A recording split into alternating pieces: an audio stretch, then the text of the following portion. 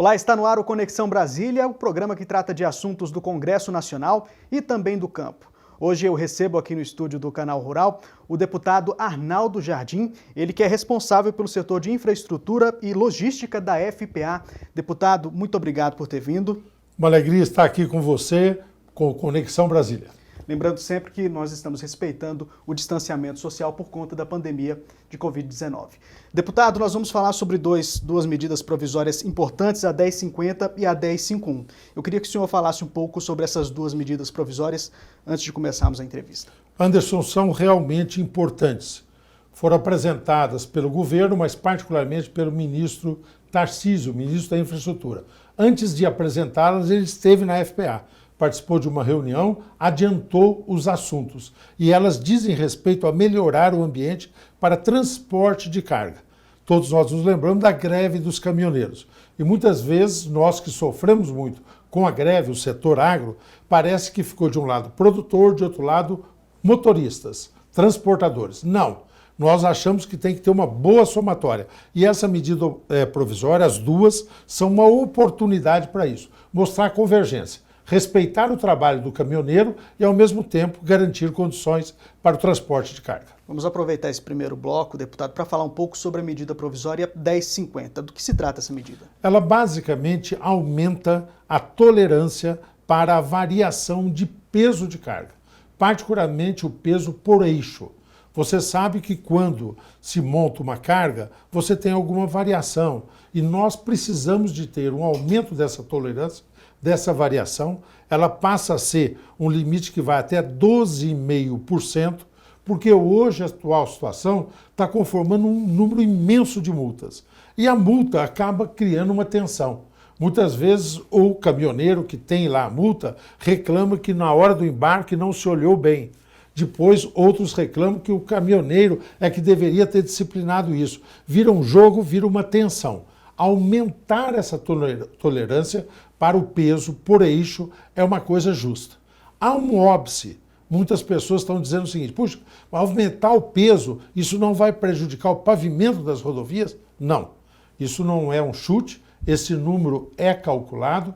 Um estudo muito fundamentado, profundo, feito pela Universidade Federal do Rio Grande do Sul, mostrou que essa alteração não impacta de forma significativa os pavimentos. Então ninguém está deteriorando nenhuma estrada, ninguém está prejudicando nada, mas está dando uma flexibilidade que é importante para o caminhoneiro e é importante para o transporte de carga do setor agro. Como o senhor disse, é uma medida provisória muito importante, principalmente para o caminhoneiro, para a vida, para o bem-estar do caminhoneiro, né?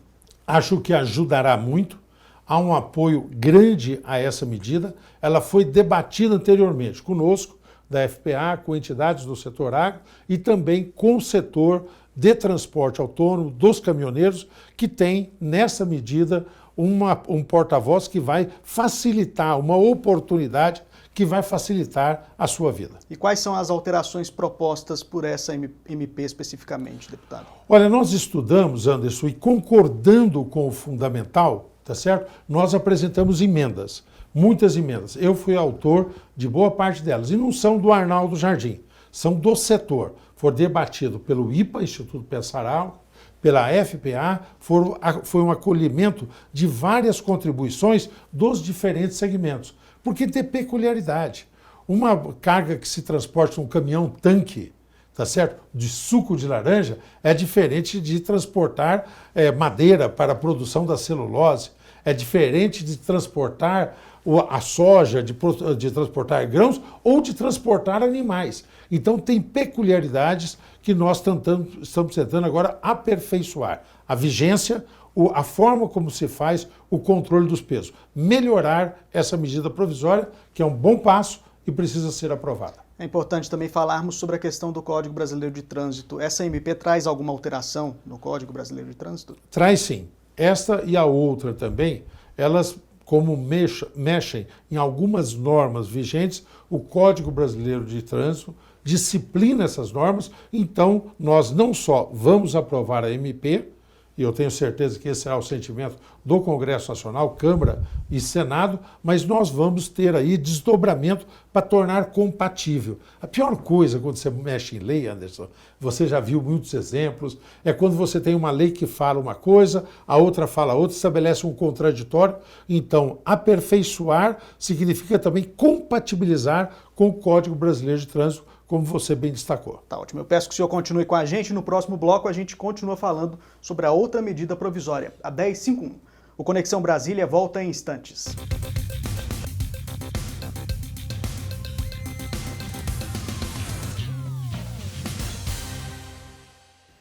Conexão Brasília está de volta. Eu recebo hoje aqui, com o devido distanciamento social por conta da pandemia da Covid-19, o deputado Arnaldo Jardim. Nós estamos falando sobre duas importantes MPs, a 1050 e a 1051. Deputado, agora fala um pouco para a gente sobre o que se trata a MP 1051. A 1051, Anderson, ela institui o chamado documento de transporte eletrônico. É uma revolução. Hoje nós temos um conjunto de normas que foram se acumulando, um conjunto de documentos que foram se solicitando e que fazem hoje uma burocracia infernal para o embarcador, para o transportador, para todos aqueles envolvidos, desde a produção da carga até o seu destino final. Nós, com essa medida provisória que foi largamente estudada, nós estamos falando de reunir cerca de 90 documentos diferentes. De uma forma eletrônica, isso vai gerar um aplicativo e isso vai ter, primeiro, um benefício óbvio, simplificação. Segundo, toda vez que tem burocracia, aumenta o papel dos intermediários. Então, desintermediação.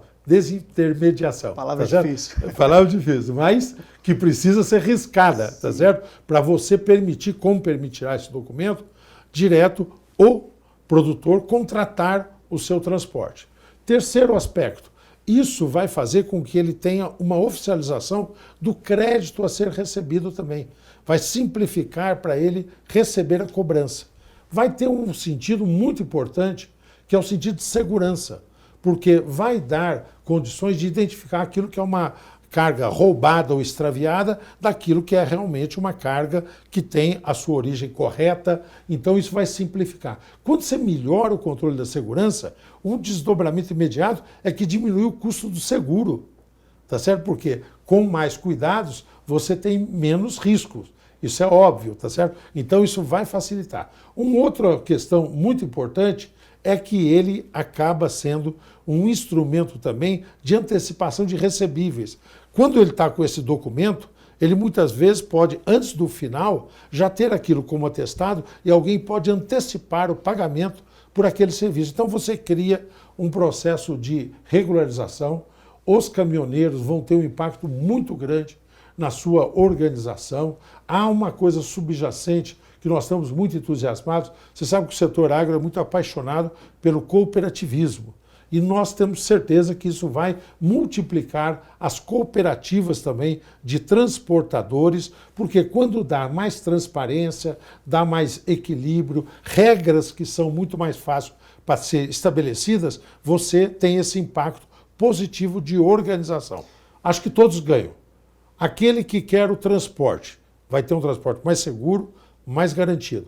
Aquele que faz o transporte vai ter condições de trabalho muito facilitadas e burocracia superada. Então é um ganha-ganha muito importante. Deputado, quem que vai gerir e regulamentar, qual órgão que vai gerir e regulamentar esse documento unificado? O governo federal, através dos seus instrumentos, são normas que depois de aprovada a lei serão emitidas pelo Ministério dos Transportes e que vão regulamentar essa aplicação e a utilização desse documento de transporte eletrônico, que vai ter que ter uma compatibilidade com os controles estaduais também, tá certo? Uhum. Então você cria uma rede aí de convergência, inclusive digital, que todos ganham com relação a isso. Isso vai facilitar muito a vida do caminhoneiro também. Eu não tenho dúvidas disso, né? Eu acho que vai dar condições de planejar melhor, condições de transparência melhor. Estou repetindo, mas é importante. Não depender de intermediários, tá certo? Com isso ele vai ganhar mais. Ele vai ter planejamento mais acentuado. Então vai ser muito importante DTE. Vocês vão ouvir falar muito disso. Documento de transporte eletrônico. veio também para fazer essa boa somatória entre o transportador e o produtor para que hajam em harmonia. Em relação às duas medidas provisórias, então os benefícios são inúmeros para o setor agropecuário principalmente, né? Nós estamos muito convencidos disso, apresentamos emendas, as emendas são para aperfeiçoar isso, e estou muito animado, Anderson, porque eu acho que nós vamos ter uma grande adesão dos partidos. Queremos aprovar rapidamente na Câmara, depois no Senado e, mais importante, entrar em vigor essas novas regras de uma forma definitiva. Quando você publica a medida provisória, você sabe disso, mas não são todos que estão nos assistindo no Conexão Brasília, no Canal Rural, que sabem disso. A medida provisória já produz efeito, mas aperfeiçoá-la, aprová-la definitivamente, dá estabilidade para o futuro. Tá ótimo, deputado. Muito obrigado pela participação do senhor aqui no programa no Conexão Brasília. Muito obrigado. Muito obrigado. Um abraço a todos. E o Conexão Brasília de hoje fica por aqui. Uma ótima tarde para você e até semana que vem.